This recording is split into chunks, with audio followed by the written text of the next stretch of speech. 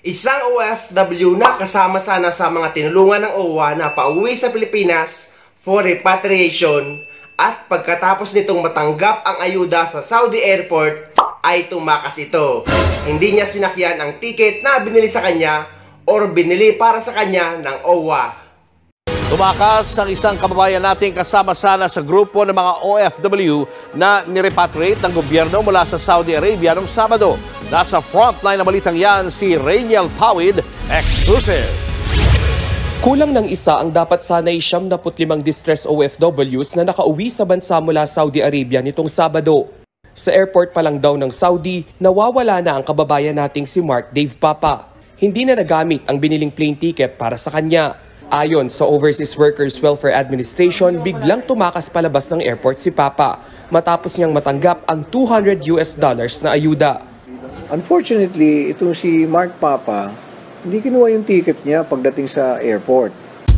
Nirescue yan ng OWA eh. Nakita ko na-meet ko pa yan eh. Naka-hoodie-hoodie yan eh nung nandun ako sa Riyadh. Kaya lang takip ng buka. Pinaghahanap na ng OWA si Papa dahil sa peligrong haharapin niya bilang undocumented immigrant sa Saudi. 2 buwan na kasing paso ang final exit visa niya.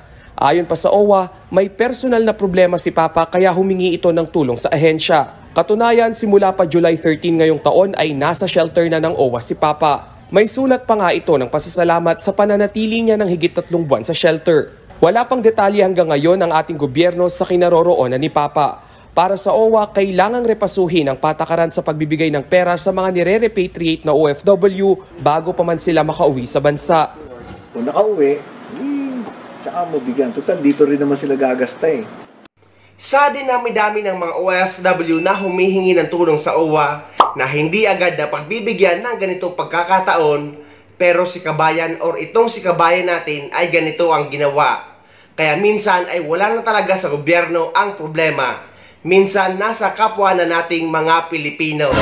Ngayon, pinaghahanap siya ng OWA dahil mas malaking problema ang maidudulot dahil sa pag-i-stay niya na undocumented sa Saudi Arabia.